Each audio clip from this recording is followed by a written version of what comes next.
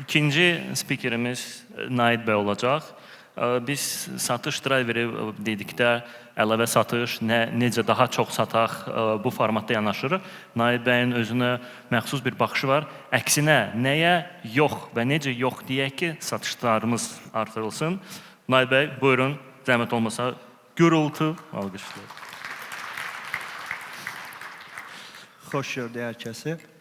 Əslində, səhnə həmişə məni qorxudub. Hamı da mənə təsəlli verəndə deyir ki, axırıncı panel sən onsuz. Yəqin ki, zalın yarısı getmiş olar. Amma maşallah, hamı buradadır. Həyəcanla minnətdarlıq arasında qalmışam. Amma yenə də çox sağ olun ki, bu vaxta qədər bizi gözlədiniz, bu saata qədər. Hər birinizə ayrı-ayrı təşəkkür edirəm. Ekrandan gördüyünüz kimi, mövzum yox deməkdir. Aramızda, başa qayıdım, aramızda heç yox deyə bilməyən, bunda çətinlik çəkən və ya yox deyə bilmədiyi üçün istəmədiyi bir situasiyaya düşən var. Bəl qaldıra bilər. Fərdə xanım. Əksəriyyətimiz yox deyə bilən insanlarıq, amma mən özüm çox gec öyrəndim yox deməyi. Hətta o qədər gec öyrəndim ki, uşaqlıqdan kompüterə çox marağım var idi. IT sahəsinə yönəlmək istədim, amma ailəmin daha böyük planları var idi mənim üçün. O vaxt IT sahəsi bu qədər geniş yayılmamışdı. Və yox deyə bilmədiyim üçün o vaxt iqtisadiyyat oxudum. Bu sahədə işə başladım, audit olaraq başlamışam işə. Düz 8 il yarım sonra necəsə yox deməyi öyrəndim və IT sahəsinə keçdim və həyatımda uğur adına deyə biləcəyim hər şey əslində o vaxtdan sonra başladı. IT-dən Project Management'ə keçdim. Project Manager olaraq başladığım Media Balansda bugün icraçı direktor olaraq işləyirəm. Ona görə istəyirəm bugün yoxa öyrəşdiyimiz negativ mənasından əlavə bir satış driveri kimi baxaq. Çünki düzgün deyilmiş bir yox əslində satışlarımızı ciddi formada artıra bilər. Mövzumun özəyini də bu təşkil edir. Nəyə düzgün yox deyəcəyik? Yəni, dediyimiz yox düzgündürmü, yoxsa yox? Bunu necə təyin edəcəyik? Bunu təyin eləmək üçün özümüzə 3 sual verə bilərik. Birincisi, niyə yox deyək? Birinci növbədə brend dəyərini qorumaq üçün yox deyə bilərik. Bu, məncə insanlar üçün də keçərlidir. Hər şərtə razılaşanda, hər çətinlikdə geri addım atanda, əslində, hər təzyiqdə geridə durub razılaşan tərəf olanda biraz dəyərimizi itiririk və ya daha yumuşaq desək, prioritet olmaqdan kənarlaşırıq. Bunu əlimizdə saxlamaq üçün yox deyə bilərik. İkincisi, resurslarımızı optimal istifadə eləmək üçün. İkinci paneldə Əsəd bəy də, Oğuz bəy də resursları düzgün istifadə eləməyə toxundu. Yox deyərək də bunu eləyə bilərik. Çünki bizim vaxtımız limitlidir. İşçi sayımız limitlidir. Məhsul qalığımız limitlidir. Hətta mən resurs olaraq işçilərin motivasiyasını da nəzərə alıram. O da limitlidir. Bəlkə də kreativ komanda ilə işlədiyim üçündür. Bunların hamısını optimal istifadə eləmək üçün bizə sərf eləməyən gəlir olaraq, portfolyo dəyəri olaraq, uzun müddətli əməkdaşlıq olaraq belə müştərilərə yox deyə bilməliyik ki, vaxtımızı və digər resurslarımızı daha çox dəyər qata biləcək müştərilərə sərf eləyək. Üçüncüsü isə fürsət xərcini azaltmaqdır. Əslində, resursları optimal istifadə eləməyə yaxındır, amma bunu xüsusi qeyd eləmək istədim. Çünki indiyə qədər gördüyüm əksər şirkətlərdə fürsət xərci bir parametr kimi dəyərləndirilmirdi. Fürsət xərci əsas ədəbiyyatda opportunity cost olaraq keçir. Nədir? Bir qərar verdiyimizdə seçmədiyimiz alternativlərdən ən dəyərlisi bizim üçün fürsət xərci olur. Yəni, itirdiyimiz ən dəyərli şey. Biz resurslarımızı düzgün istifadə edəndə, bizə ən çox dəyər qatacaq əməkdaşlıqlara yönələndə, istər-istəməz seçmədiyimiz alternativlər seçdiyimizdən daha az dəyərli olduğu üçün fürsət xərcimizi də maksimum az tutmuş oluruq. Yoxu niyə deyən şirkətlərə və ya düzgün səbəblə deyən şirkətlərə nümunə Netflix-i verə bilərəm. Bildiyimiz kimi, bütün video yayımlayan şirkətlərin əsas gəlir mənbəyi reklam yayınlamaqdır. Mən də belə bir şirkət açsam, ağlıma ilk gələn gəlir modeli reklam olar. Amma Netflix həm istifadəçi təcrübəsini, həm brend dəyərini ön planda tutdu və reklam gəlirinə yox dedi. Bugün ancaq abunəliklərlə maliyyələşir və öz bazarında hələ də bir nömrədir, 200 milyardlıq bazar dəyəri ilə. Negativ nümunə isə yerli şirkət olduğu üçün negativ nümunəyə ad yazmadım, anonim şirkət deyəcəm. Yeri bir marketplace şirkəti idi. Marketplace bildiyimiz kimi fərqli mağazaların eyni platformada satış eləmək idi.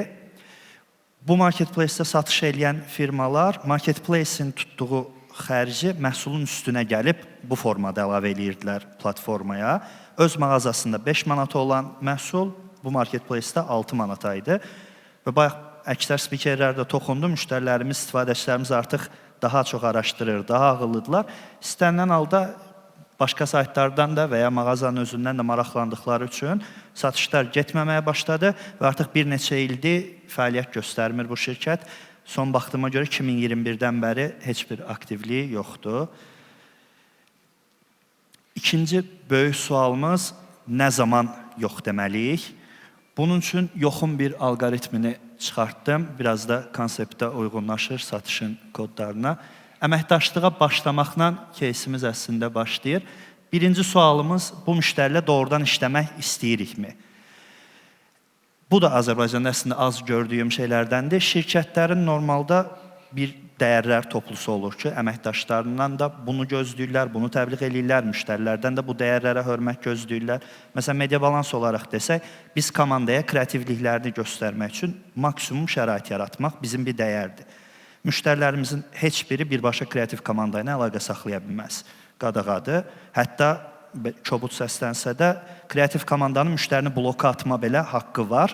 Arada müştəri təmsilçisi var, ondan kənara çıxma olmaz. Bir senaristimiz var idi, Rəmişə qulaq asmadan senari yazmırdı. Onun üçün ayrıca bir otaq var idi, istədiyi qədər Rəmişə qulaq asa bilirdi. Hər şirkətin, hər sahibkarın öz dəyərləri olduğu üçün ona uyğun artıq seçə bilir ki, bu müştəri mənim dəyərlərimə uyur, uymur. Əgər cavabımız yoxdursa, bizi mütləq yoxa aparır. Əgər buradan bəli cavabı ilə keçiriksə, ikinci suala gəlirik. Müştəri zamanımızı və əməyimizi qiymətləndirirmi? Burada da özümüzdən nümunə versək, məsələn, bugün kreativ konseptdə çəkilişdə media balansdandır. Amma başqa forumlarda media balans nə tərəfdaş kimi, nə sponsor kimi olmur. Bu da əslində SAT qrupla aramızdakı qarşılıqlı dostluğa əsaslanır ki, biz zəhmətimizin də, əziyyətimizin də əvəzini artıqlaması ilə görə bilirik. Sadəcə forum başlamazdan əvvəl yox, forum bitəndən sonra da heç forum olmayan dövrdə də yada salınırıq. Ona görə bizim üçün bu sualın cavabı hə idi. Hər kəs də özünə uyğun cavabı verir. Əgər cavab yoxdursa, mütləq bir yoxa keçirik. Əgər hədirsə, son suala razılaşmaq bizə vəsait itkisinə səbəb ola bilər. Vəsait dediyimiz əslində resursdur. Bu, birinci dediyim, fürsət xərcini azaltmaqla yaxındır. Əgər bu seçimdən daha yaxşı bir seçimimiz varsa əldə, təbii ki, məhsulumuza, xidmətimizə güvəniriksə ki, bu endirimə getməyim və ya bu müştəri 3 aydan sonra məndən davam eləməyəcək, halbuki orada 1 illik bir əməkdaşlıq ola bilər. Bu vəziyyətlər keysə görə dəyişə bilir. Əgər bu sualın da cavabı yoxdursa, yenə yoxa aparır bizi. Üçüncü sualdan da hə ilə keçəndə artıq əməkdaşlığımız baş tutur. Nə zaman yox deyiləcəyinə də bir müsbət, bir mənfi nümunə vermək istəyirəm. Müsbət nümunə Southwest Airlines-dır. Bu şirkət Amerikada qısa məsafə uçuşları həyata keçirir və əsas iddiası hava limanına daxil olandan təyyarə havalanana qədər olan müddətin 15 dəqiqəyinə limitlənməyi idi. Bir müddət sonra Denver hava limanında fəaliyyətə başlayanda Denver ən böyük gəlir mənbələri halına gəldi. Amma Denver'ın hava şəraiti yağışlı idi deyə təyyarələr geç havalanırdı və 15 dəqiqəlik iddia artıq təhlükədə idi. Southwest rəhbərliyi iki seçim arasında qaldı. Ən böyük gəlir mənbələri Denver hava limanı və istifadəçi təcrübəsi və şirkətin verdiyi söz və Denver aeroportundan çəkilməyi qərar aldılar, istifadəçilərini seçdilər. Bugün də öz kateqoriyasında ən böyük hava limanı şirkətlərindəndir, hava yolu daha doğrusu. Zamanlamada xəta eləyən şirkətsə mənə görə Blockbuster'dır. Bayaq yaxşı nümunələrdə Netflix'i verdik. Netflix'in ilk başlarda DVD icarəsi ilə məşğul olan vaxtı rəqibi idi Blockbuster. Rəqəmsallaşma dövrü başlayanda Netflix biraz zamanla ayaqlaşdı, rəqəmsallaşmaya başladı. Amma gəliri rəqəmsallaşma xərcini tam daşımadığı üçün 50 milyonluq bir dəyərlə Blockbuster'a satılmağı qərarı aldı və bu təkliflə yaxınlaşdı. Blockbuster isə bunu zamanlamanı düzgün təyin edə bilmədi məncə. Bu əməkdaşlıqdan imtina elədi və bu gün Netflix bazar lideri olsa da Blockbuster artıq fəaliyyət göstərmir. Sonuncu sualımız bəlkə də bütün bunların ən vacibi necə yox deyəcəyimizdir. Məncə səbəbi də, zamanı da düz seçsək də, tərzimizi düz seçmədiyimizdə yoxumuz uğursuz ola bilər. Bunu bu formada da göstərə bilərdim, amma satışın kodlarına uyğunlaşmaq üçün Python'da belə bir şey yazdım. Birinci belə deyək, üsulumuz açıq və net izahlı bir yox deməkdir. Bəzən yox deməmək üçün fərqli üsullara əl atırıq. Telefon götürmürük bəzən, rəhbərlikdə təsdiqdə qalıb, büdcələrimiz təsdiqlənməyib. Fərqli sektora görə fərqli cavablar ola bilər. Bu halda qarşı tərəfdə də bir gözlənti formalaşır ki, deməli büdcə təsdiqlənsə işimiz alınar. Deməli rəhbərlik baxsa işimiz alınar və ya telefona cavab versə uğurlu ola bilər. Və həmin dövrdə də biz özümüz də bir stres içinə giririk. 5 dəqiqə əvvəl zəng gəlib, indi tanımadığımız nömrədən zəng eləyirlər, görən odumu deyib götürmədiyimiz olur. Ona görə ən rahatı özümüzü yormadan açıq səbəbləri ilə bir yerdə bir yox deməkdir. İkinci seçimimiz alternativ təqdim eləmək olar. Deyək ki, 15 manatlıq bir məhsulumuz var. Bizə 12 manata bir təklif gəldi ki, 12 manata bu məhsulu almaq istəyirik. 12 manata sata bilmərəm demək yerinə 13 manata verə bilərəm dediyimiz halda əslində dilimizdən yox çıxmadı. Və onsuz da 12 manata razı deyildik. İtirdiyimiz fürsətə əslində geri qazanmaq üçün bir şans əldə elədik ki, alternativ verərək yox deməyə nümunələrdə çox yaxşı bir case var. Üçüncüsü, məsuliyyəti bölüşdürə bilərik, yəni qarşı tərəfi yoxa şərik eləyə bilərik. Bu, ən çox büdcə və vaxt limiti olan işlərdə qarşımıza çıxır. Deyək ki, 45 gün tələb eləyən bir işdə bizdən 30 günə tələb olunur. Biz 30 günə eləyə bilmərik demək bir ehtimaldır. 30 günə bu keyfiyyət çıxar, amma istədiyiniz keyfiyyət üçün 45 gün tələb olunur deyəndə, qarşı tərəfin artıq həmin keyfiyyəti əldə eləmək üçün 45 günlük yoxumuza şərik olmuş olur. Bayaq dediyim kimi, necə yox deyildiyini alternativ yox verərək nümunələrdə ən yaxşısı Almarketdir. Almarket əgər istifadəçimiz varsa aramızda, görəsiz ki, Almarketdə ciddi dəyişikliklər var bu ildə. Almarket 2.0 deyirik. Buna mən də Azərsun nümayəndəsi olduğum üçün detallı bilirəm. Almarketdə neynədik? Çeşid sayını 50% azaltdıq. Yəni, deyək ki, bir çay əvvəl 5-6 brenddə çay var etsə, indi sadəcə private label, yəni Almarketin özünə məxsus bir brend və hamının tanıdığı digər bir brend, ikili alternativdə. Amma əvvəl bütün diskount marketlərdə gördüyümüz məhsulu götürdüyündə vitrinin arxası boş qalır, hər çeşiddən bir dənə, 2 dənə var. Bu anlayış yoxdur. 2 çeşid maldan limitsiz sayda var.